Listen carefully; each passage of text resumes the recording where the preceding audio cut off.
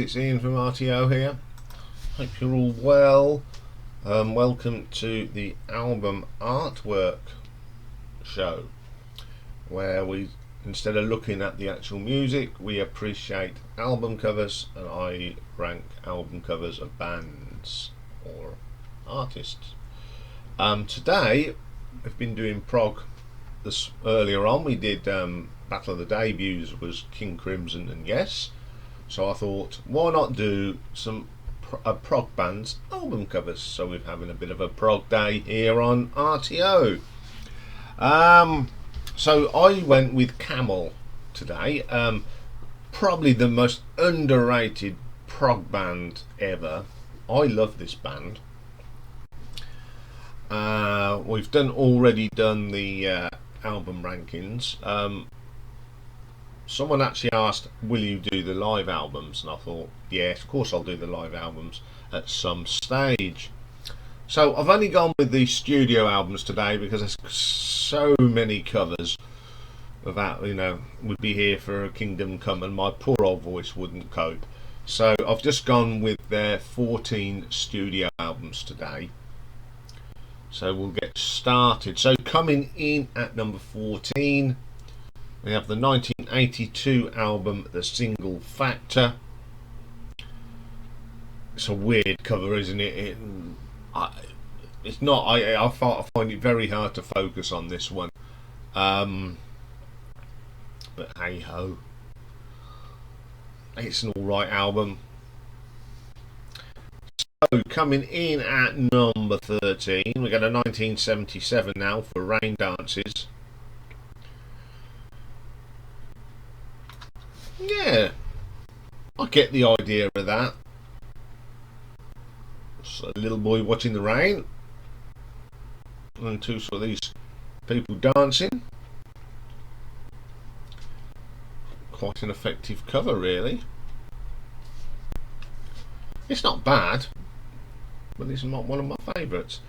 Okay, then coming in at number 12, we've got a 1984 now, and the Stationary Traveller. Sorry, I still struggle with some of my words, so I do apologise. Yeah, I don't know whether I think that's, looking at that poster, I think that's probably somewhere in Eastern Europe. I don't know where one that was taken, but I'd say that's probably could be wartime or post-war. Okay, coming in at number 11, we go to the 1991 album Dust and Dreams. Little child with his dungarees in the middle of nowhere. Yeah, I don't know if I like that one too much. Okay, then coming at number 10, we got a 1981 now, Nude. It's quite different, isn't it? Like he's on a pillow, that thing's on a pillow in the sea. I sort of get the concept of that one. Okay, then coming in at number 9, we get a 1979, and I Can See Your House From Here. I think that's quite funny. A spaceman. I don't know if he's on a cross. Looks like he's nailed to a space cross, doesn't it? And yeah, there's the Earth. And how I can see your house from here. Bit different, isn't it? But I think that's quite a good cover. I like the idea of that one. I like the concept. Okay, then coming in at number 8, go to 1996, Harbour of Tears. Very Titanic, isn't it?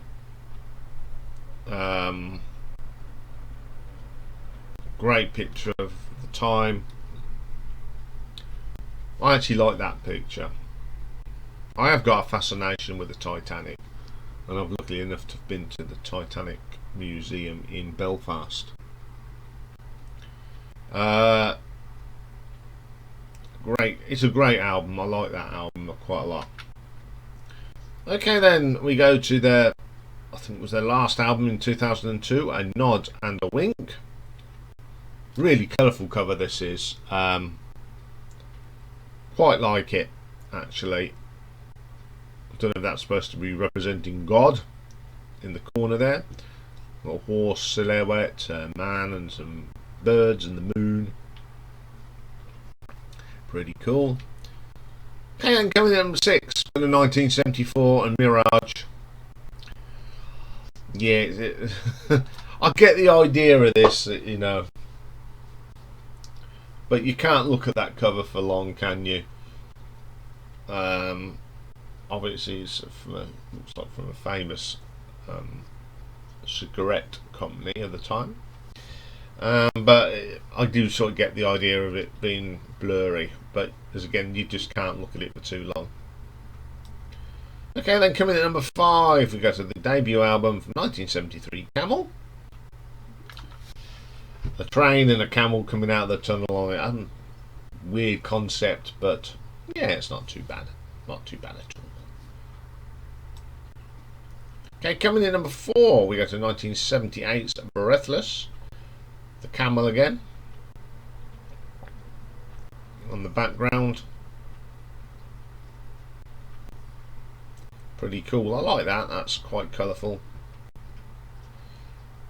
Okay, then coming in at number 3, we go to 1975 now for the Snow Goose. Quite an iconic cover from the band. Yes, pretty cool cover. Okay, number 2, we go to 1976 now, and the Moon Madness. I like that picture. I think that's pretty clever, and I like the picture itself. Pretty cool. So my number 1, go to 1999, and Rejaz or Rajaz.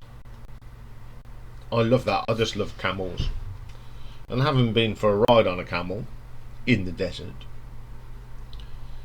well, it was in the middle of Marrakesh that was in a desert, looked like a desert. It's amazing. You're in this burly city, and on the outskirts they take you out to this barren land that's just got dust and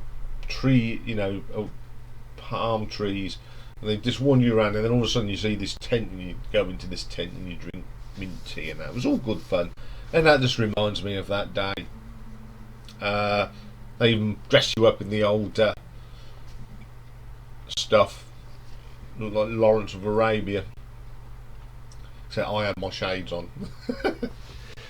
Anyway, I do like that cover. It's a pretty cool cover.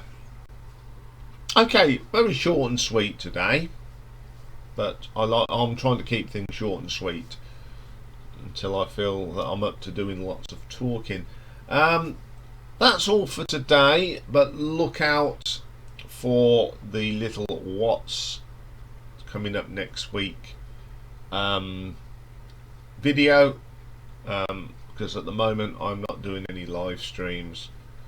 Don't feel confident enough to talk for too long because I get so tongue-tied at times, and I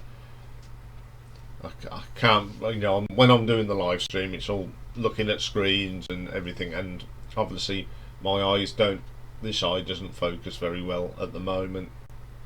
So maybe looking towards August before we start live streams again, because it is getting better, but I just want to make sure that it's perfect.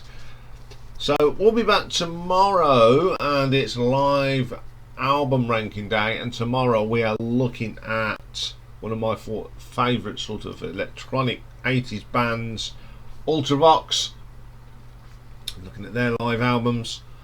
And tomorrow we've got a new album review, and we're looking at Def Leppard's Diamond Star Halos. Got plenty of new albums to be looking at. I mean, tomorrow the new Porcupine Tree album is coming out, which I'm looking forward to. So have a great day, everybody, and I will see you all tomorrow. Bye for now.